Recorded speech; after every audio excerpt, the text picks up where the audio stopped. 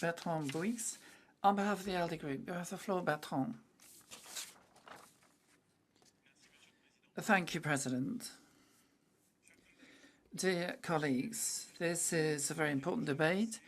We can never say enough how much the Lachin corridor is a lifeline for the population of Nagorno-Karabakh in tying the territory of Armenia to it, allowing access and supplies to Nagorno-Karabakh. And in accordance with the trilateral declaration of the 9th of November 2020, Azerbaijan pledged to guarantee safe movement of individuals, vehicles and goods along the Lachin corridor in both directions. The International Court of Justice reminded Azerbaijan of its obligations in crystal clear terms in its decision of the 22nd of February of this year. I quote, "The Republic of Azerbaijan must, in accordance with its obligations under the International Convention on the Elimination of all forms of racial discrimination, must therefore take all measures at its disposal to guarantee unhindered movement of individuals, vehicles and goods along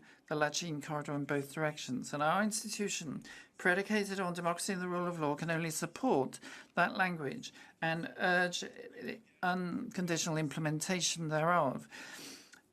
It is essential to put an end to the illegal blockade of the corridor. This is a precondition. This being said, we are aware that beyond the humanitarian and human aspects, this is first and foremost a political question which has to be resolved. And our group supports all initiatives that will be conducive to a settlement of a conflict which has gone on for too long.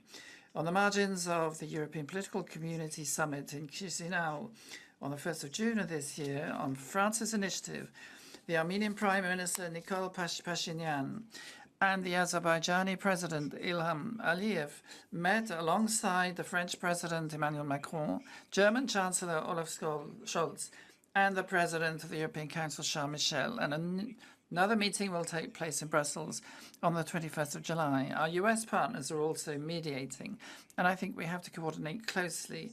It seems to me we are making headway. Prime Minister Nikol Pashinyan indeed has recently struck a conciliatory tone, and we hope Baku will grasp this outstretched hand. The ALDE Group also warns, however, against Russia's murky games in the zone. Russia, which erected itself as the traditional mediator between Armenia and Azerbaijan, but we are now all too familiar with its obfuscations, whereby it keeps conflicts alive in order to choose the right time to make territorial gains. This is why this conflict needs to be deemed an emergency. Freedom must be guaranteed for all, Azerbaijani and Armenian populations alike, wherever they live.